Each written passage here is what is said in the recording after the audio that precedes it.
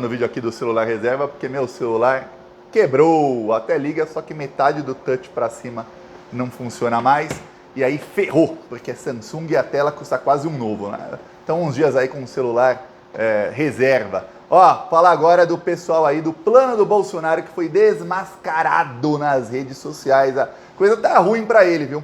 Ó, o Bolsonaro tinha um plano que parecia infalível. O plano foi orquestrado com Arthur Lira e com os bandidos do Centrão. Os bandidos do Centrão aceitaram entrar no plano porque eles perceberam que quanto mais o governo Lula tiver derrotas no Congresso, mais o governo Lula vai pagar nas próximas votações que forem aí decisivas para o Brasil. Então pegaram ali um monte de votação que não tinha muita decisão ali nos rumos do país e resolveram impor derrotas ao Lula. Só uma que era parte da estratégia do Bolsonaro e que foi aí que ele deu um tiro no pé. Era a votação sobre taxar compras internacionais.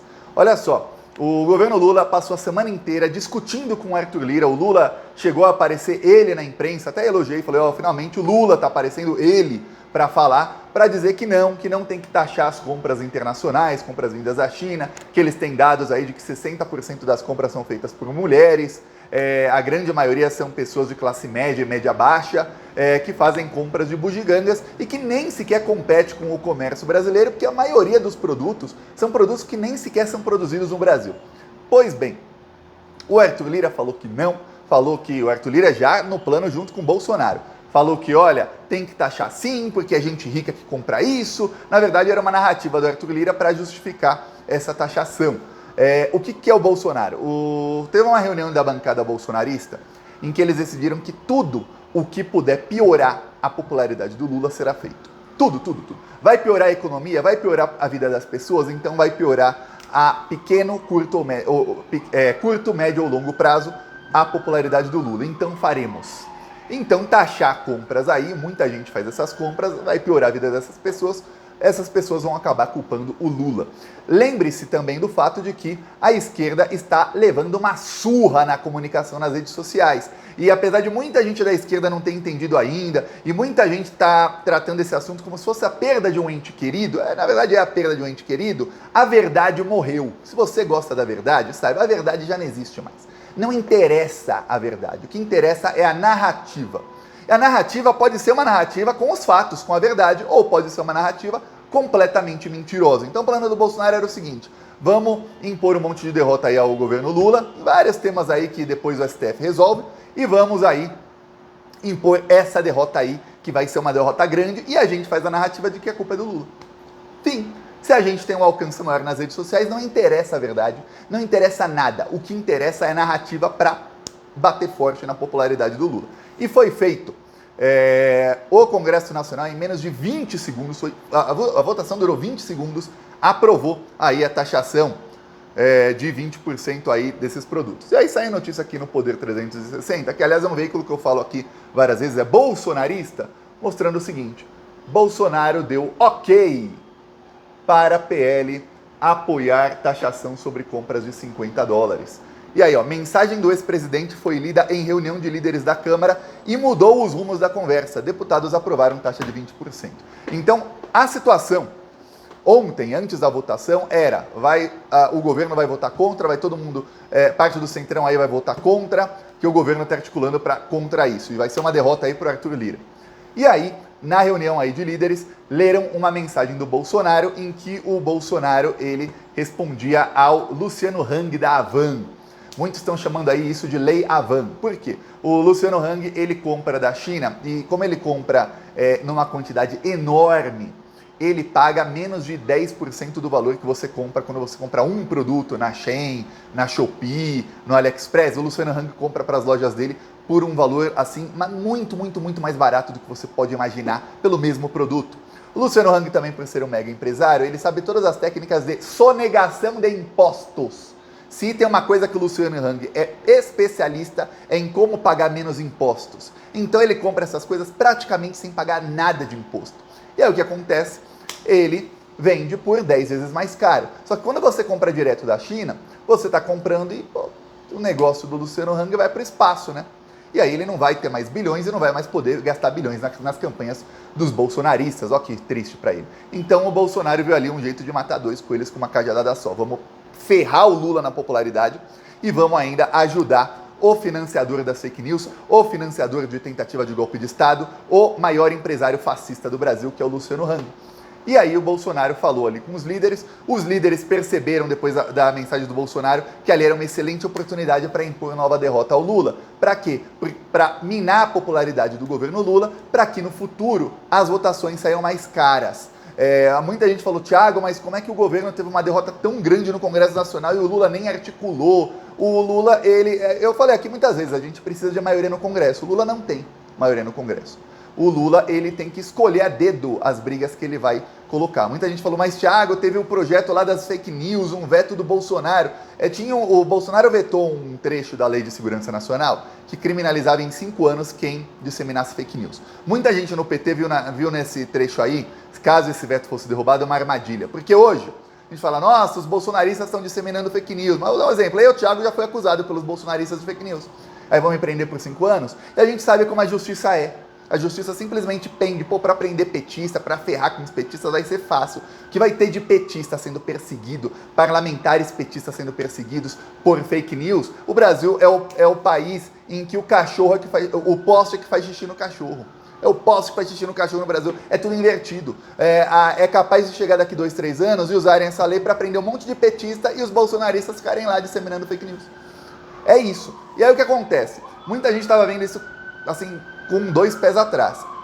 O governo Lula está articulando diretamente agora com o STF, porque o STF está para votar aí uma matéria que vai criminalizar fake news, com pena de 2 a 4 anos, diferente aí, uma outra lei aí que está para ser julgada pelo STF. Então, você pensa, o Lula vai gastar aí bilhões para pegar aí um trecho de um veto que vai causar controvérsia, pode ser virado contra a esquerda lá na frente e tudo mais, sendo que já está ali encaminhado com o STF para votar uma coisa parecida e que não é tão grave?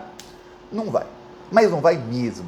Aí tem vários outros projetos que eram ali, os projetos de pautas de costumes dos bolsonaristas, que passam aí na Câmara, depois o Lula veta, e depois volta, e fica ali tramitando um tempão, e que eles ganharam ali, essas todas, porque o governo falou, não vou entrar nessa briga aqui, tem brigas maiores, mais importantes para entrar, porque temos minoria, a gente tem que escolher bem a dedo cada briga que vai entrar.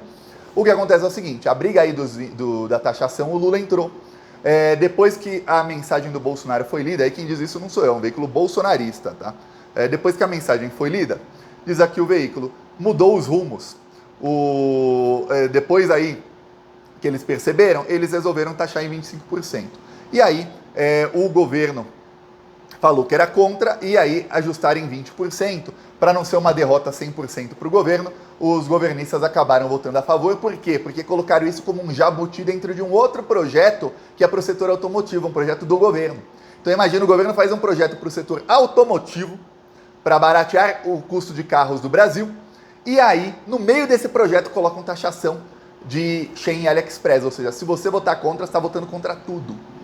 Aí o governo fez ali, dos males o menor, 20%, e aprovou, mas a aprovação foi 100% aí articulada pela ala bolsonarista junto com os bandidos do Centrão. O que acontece é que, depois aí que saíram matérias provando que foi o Bolsonaro quem articulou, começaram a pegar forte contra o Bolsonaro nas redes. Inclusive, o termo Bolsonaro taxou você chegou aí aos mais comentados aí das redes sociais. E começou todo mundo a mostrar o seguinte, vídeos até de bolsonaristas que estavam ali pressionando pela taxação.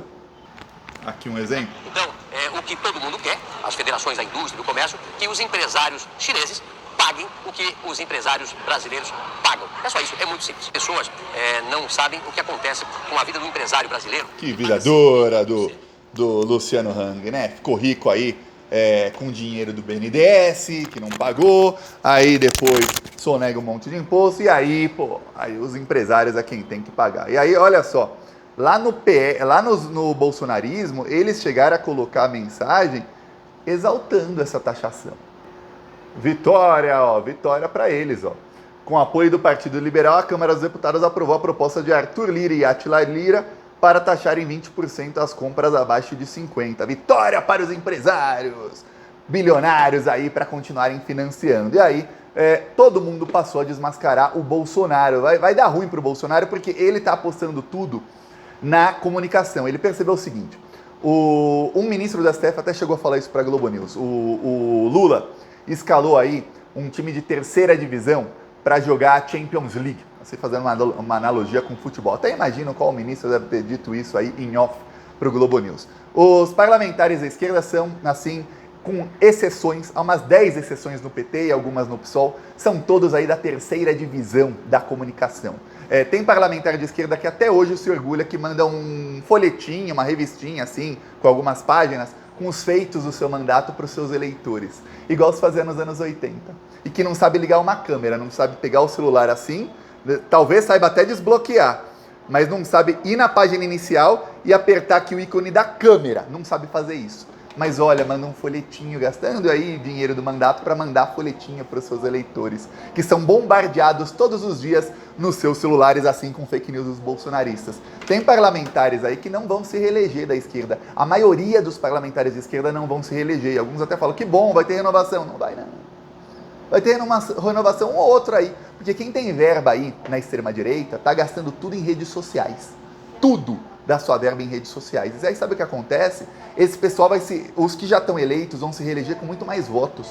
E os da esquerda estão aí comendo poeira. Eu estou falando faz meses isso aí. Os parlamentares da esquerda pegam seu dinheiro, pegam seu salário no fim do mês e não fazem nada. Tem exceções, a exceção aí é Gleisi Hoffmann, Lindbergh, Rogério Correia, tem alguns aí, mais uns 4 ou 5 aí no PT. Pode aí citar o nome aí de quem é exceção. A regra é que todos os outros, são dezenas de deputados, são um zero à esquerda para fazer política em 2024. Eu vi parlamentares aí da esquerda criticando isso aqui, ó. Só que são parlamentares da extrema-direita, ó, celular, um celular, 2, 3, 4, 5, tem um outro celular aqui, 6, tem outro aqui, 7 parlamentares com um celular assim. Aí você pode falar, Thiago, mas isso não é o jeito de um parlamentar. Em 2024 é assim mesmo que se faz a atividade parlamentar. Então, em vez de você mandar um livrinho, um folhetinho a cada 6 meses, você está o dia inteiro conversando com o seu eleitor, mostrando o que você está fazendo. Mostrando, ó, você votou em mim, estou fazendo isso, ó. E aí ganhando seguidor novo para ter mais eleitor na eleição que vem. E os parlamentares da esquerda não sabem ligar uma câmera. Eles não gostam de se adaptar ao tempo novo. Eles veem isso com ojeriza, criticam, falam, ai, nossa, eles pessoal a câmera, virou um circo. Aí tem alguns que falam, tem que proibir a câmera no plenário. Aí vai piorar ainda para eles, porque aí os da extrema-direita vão fazer o vídeo nos gabinetes. É isso. E vão continuar. E os da esquerda não pensam, caramba, vou ligar a câmera e fazer a mesma coisa. Ah, nossa, vou ligar a câmera e vou testar, vou fazer talvez um curso. Ó, eu vou dar um curso de YouTube. Quanto será parlamentares vão querer fazer? Nenhum, estão nem aí. Vou fazer um curso aí. Eles não têm a capacidade nem sequer de pensar que daqui 2 anos e meio eles vão perder o mandato. A grande maioria deles. Temos aí as poucas exceções aí, alguns que eu citei, e mais alguns aí, não dá para citar todas as exceções aqui. São poucos aí os que sabem ainda usar as redes sociais. Mas esses poucos aí não tem como. É uma avalanche de bolsonarismo contra eles. Então a estratégia do Bolsonaro é o quê? É impor derrota ao Lula mesmo e falar que a culpa é do Lula. E ainda eles usam parte da imprensa que ainda também faz lá e põe a culpa no Lula de tudo. E aí quando, obviamente, isso vai fazer aumentar a inflação, vai fazer aumentar um monte de coisa. Quando isso acontece, a culpa é de quem? É do Lula. E aí quando aumenta a inflação, o que acontece? Pô, tem que aumentar os juros. E aí tira dinheiro do governo Lula para investir. E aí o governo Lula fica com menos dinheiro para investir em infraestrutura, em obras, tudo mais. Mas, Thiago, é um projeto do Bolsonaro esse aí de taxar todo mundo. Só que para as câmeras, ele fala que ele é contra. E aí, como ele ganha na comunicação, uma mentira dita 1000 vezes vira verdade, porque a esquerda tem que começar a entender, os parlamentares principalmente, que estão aí agarrados, parece que estão agarrados a um ente querido que morreu, a verdade morreu. Ou vocês começam, você quer que a verdade sobreviva, ou vocês começam a trabalhar nas redes sociais para levar a verdade para as pessoas, ou morreu, porque hoje o que está vivo é a narrativa. A narrativa pode ser verdadeira, mas estamos vendo aí que a narrativa que cola, a maioria das vezes não é, porque quem tem alcance para colar narrativa não é a esquerda, e sim os mentirosos da extrema-direita. E é isso que está acontecendo. A sorte aí é que Tem gente aí com alcance muito alto que está denunciando, delatando o Bolsonaro, e aí mostrando aí, achincalhando ele, e mostrando que o Bolsonaro foi quem taxou todo mundo. Eu coloco aqui no Twitter porque é a rede social que tem a melhor busca, mas tá no Instagram também, tá no Facebook, ó. Bolsonaro taxou você. Aí o pessoal mostrando aqui, ó, muita gente colocando aí foto, colocando vídeos. Tem vídeos de deputados bolsonaristas defendendo a taxação, inclusive muitos vão ser publicados aí nas próximas horas no Plantão Brasil, para quem quiser compartilhar. E todo mundo expondo aí, ó, quem é que taxou. Então, toda vez, lembre seus amigos, viu? Você também é parte aí da comunicação. Toda vez que alguém fizer uma compra e chegar lá a taxa, e o pior às vezes é nem a taxa. Às vezes a pessoa até fala, pô, com a taxa ainda sai mais barato que comprando no Brasil. Só que a compra fica parada um mês lá para taxar, né? Aí, toda vez que você pagar a taxa, faz arminha que passa, pô. Faz arminha que passa. Fala isso para os seus amigos bolsominions. Faz arminha, que quem articulou isso tudo foi o Bolsonaro. Nós todos somos parte da comunicação. Obviamente, a culpa grande disso aí é dos parlamentares de esquerda. Eles têm verba, eles têm muita verba para mudar o jogo. Eu não tenho, você aí não tem. Nós somos aí soldados nessa luta, alguns com mais alcance, outros com menos. Mas quem são aí os que têm a chance de mudar isso tudo, não estão fazendo. Essa é a verdade, viu? Eu peço aí a sua inscrição no canal. Seguiremos aqui nós na luta. Falou!